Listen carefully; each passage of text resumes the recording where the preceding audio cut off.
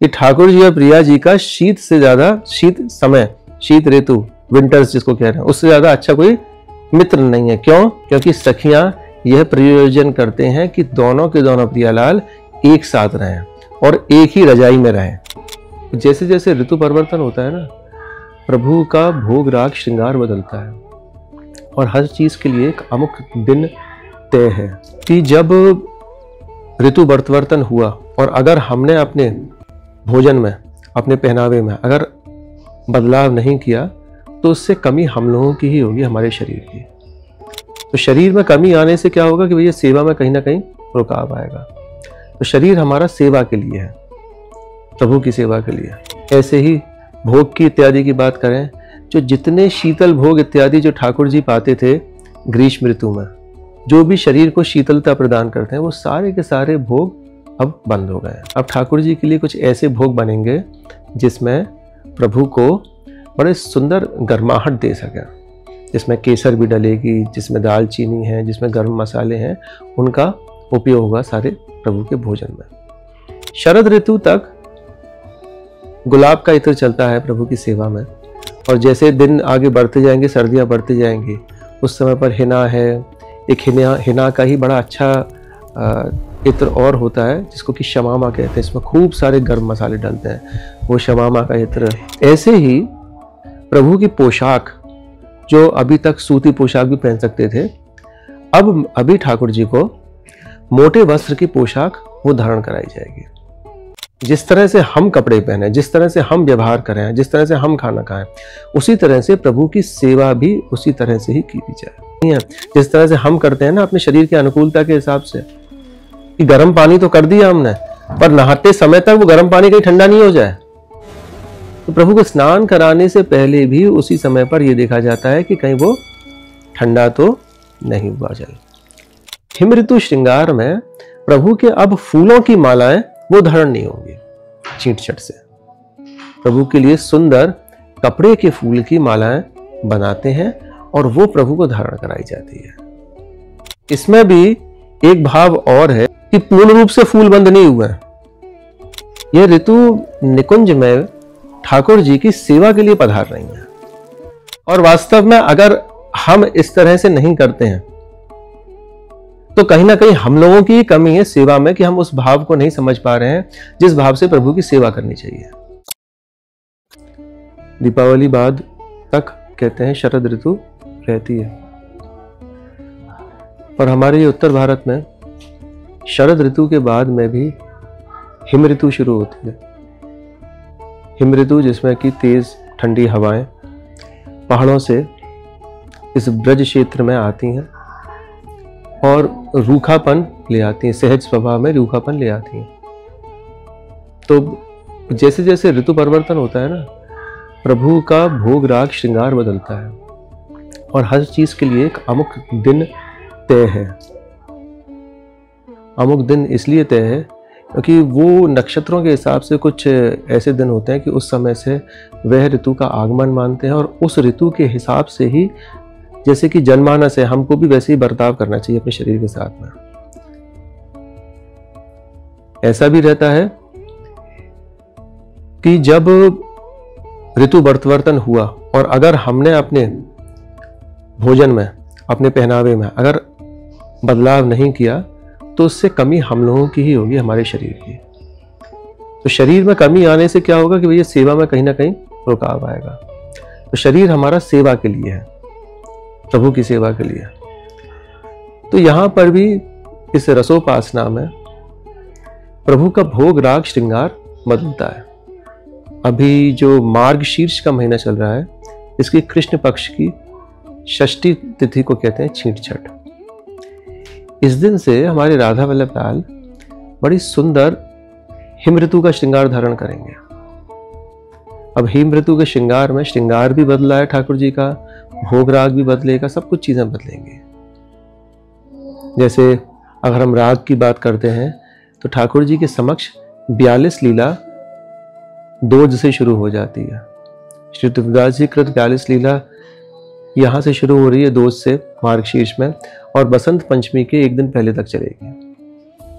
ऐसे ही भोग की इत्यादि की बात करें जो जितने शीतल भोग इत्यादि जो ठाकुर जी पाते थे ग्रीष्म ऋतु में, जो भी शरीर को शीतलता प्रदान करते हैं, वो सारे के सारे भोग अब बंद हो गए हैं।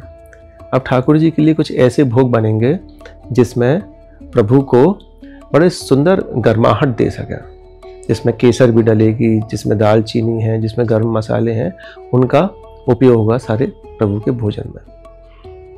ऐसे ही जब ऋतु परिवर्तन है तो प्रभु का जो इत्र प्रभु धारण करेंगे, जिससे प्रभु की अंगरा होगा, वो भी बदल जाएगा।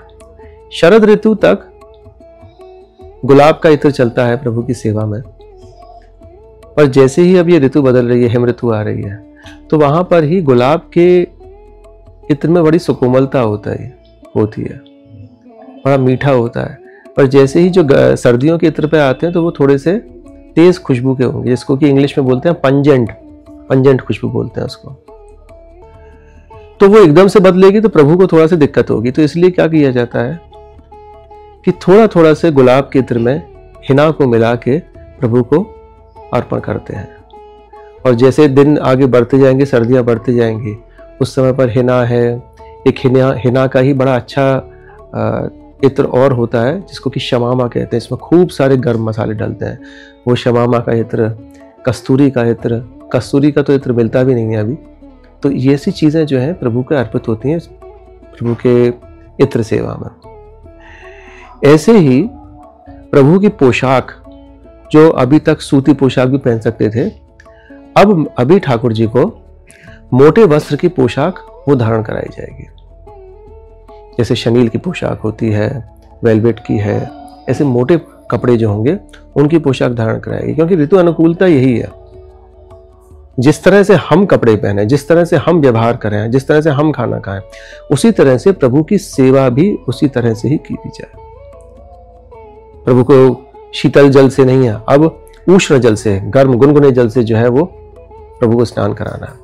उसमें भी भाव ये रखना होता है कि बार बार उस जल को स्पर्श करके देखना कि कहीं वो ज्यादा गर्म तो नहीं है, कहीं वो ज्यादा ठंडा तो नहीं है। जिस तरह से हम करते हैं ना अपने शरीर की अनुकूलता के हिसाब से, कि गर्म पानी तो कर दिया हमने, पर नहाते समय तक वो गर्म पानी कहीं ठंडा नहीं हो जाए। तो प्रभु को स्नान कराने से पहले भी उसी समय पर यह देखा जाता है कि कहीं वो ठंडा तो नहीं हुआ जल। तो ऐसे जल से प्रभु को स्नान भी कराया जाता है, ऐसी ही पोशाक धारण कराई जाती है। और एक सबसे मुख्य चीज जो है प्रभु के दर्शनों की, कि हिम ऋतु श्रृंगार में प्रभु के अब फूलों की मालाएं वो धारण नहीं होंगी छींट छट से। प्रभु के लिए सुंदर कपड़े के फूल की मालाएं बनाते हैं और वो प्रभु को धारण कराई जाती है। इसमें भी एक भाव और है, जरा आप उसको जरा ध्यान से समझेंगे कि पूर्ण रूप से फूल बंद नहीं हुए हैं। अभी भी कुंद का फूल जो है वो चलता है, आता है बगीचों में। तो प्रभु के छोर और तुर्रा, श्री जी की बंदनी और सुंदर उनकी गुच्छी जो होती है हस्तकमल में जो धारण करते हैं, वे फूलों की ही बनेंगी। तो फूलों के इस तरह से श्रृंगार ठाकुर जी का अभी कुछ दिनों के लिए विश्राम होगा उसका। और दोबारा से जब प्रभु के फूल श्रृंगार शुरू होंगे वो होगा बसंत पंचमी से। तो पूरी सर्दी भर ठाकुर जी का इस तरह से, क्योंकि ये ऋतु भी, हर ऋतु का एक अपना अलग रंग है, एक अलग चाव है। यह ऋतु निकुंज में ठाकुर जी की सेवा के लिए पधार रही है। एक पद में बड़ा सुंदर वर्णन है, कह रहे हैं, सीत सौमीत न प्यारी मेरो, सांच कहे श्यामा अभिरामा। कि सीत जैसा मीत मेरा कोई नहीं है। मीत का मतलब मित्र। कि ठाकुर जी और प्रिया जी का शीत से ज्यादा, शीत समय, शीत ऋतु, विंटर्स जिसको कह रहे हैं, उससे ज्यादा अच्छा कोई मित्र नहीं है। क्यों? क्योंकि सखियां यह प्रयोजन करते हैं कि दोनों के दोनों प्रियालाल एक साथ रहें और एक ही रजाई में रहें। इसलिए तो वो उनके मन की बात जानते हैं। कहते हैं, हिम ऋतु रसिक लाल मन भाई, जामे रस चिंतामणि भामनी, प्यारी निधि पाई, सीत मान के सने सने नागर उर लागत आई। कि बार बार ठाकुर जी भी प्रयास कर रहे हैं कि प्रिया जी के पास में हम रहें, और प्रिया जी भी लाल जी के पास में ही रहना चाहती हैं। समय इस तरह का ठंडा है। तो इसमें भोग राग श्रृंगार पूर्ण रूप से बदलेगा। और वास्तव में अगर हम इस तरह से नहीं करते हैं तो कहीं ना कहीं हम लोगों की कमी है सेवा में, कि हम उस भाव को नहीं समझ पा रहे हैं जिस भाव से प्रभु की सेवा करनी चाहिए। सर्दी रहेगी तो सीधे सीधे हाथ की उंगलियां और पैरों की उंगलियां जो है वो ठिठुरती हैं, और वन प्रदेश में तो और ज्यादा ठुठरन हो जाती है। तो प्रभु को हस्तकमल में हाथ के मोजे और चरण कमल में उनके चरण के मोजे जो हैं वो भी धारण होते हैं उसी दिन से। यह इस छींट छठ का विशेषता है। और छींट छठ नाम क्यों पड़ा है? छींट छठ नाम इसलिए पड़ा है कि पहले जो सुंदर मोटे कपड़े आते थे उन कपड़ों के ऊपर छींट पड़ी रहती थी। छींट का मतलब जैसे कि आजकल आपने देखा होगा कि वो एक पोलका डॉट्स के कपड़े आते हैं बड़े सुंदर, जिनमें डॉट्स बनी होती हैं, तो वो कपड़ा सुखदाई और देखने में भी अच्छा ऐसी ही ऋतु में लगता है वो, इसीलिए इसका नाम छींट छठ कहा गया। और छींटदार ही कपड़े प्रभु को धारण भी होते हैं। तो विशेषता यही है कि जिस तरह से मौसम की अनुकूलता हो, ऋतु की अनुकूलता हो, प्रभु को भी वही भाव आपको अर्पण करना है। अगर आप ऐसा भाव अर्पण नहीं करेंगे तो ये निश्चित है ठाकुर जी की सेवा में वो पूर्ण रूप से आप डूब नहीं पा रहे, क्योंकि भाव जो है वो यही रहता है कि प्रभु हमेशा और हमेशा उस सुख को पा सकें जिसके लिए सभी हम लोग चेष्टा करते हैं। उनकी सुखवर्धन होगा, उनका प्रेम बढ़ेगा, और यही सुखवर्धन और यही चेष्टा जो है उनकी सेवाएं हैं जो सखी संपादित करती हैं। इसीलिए यह छींट छठ बड़ी विशेष है। जय श्री राधे।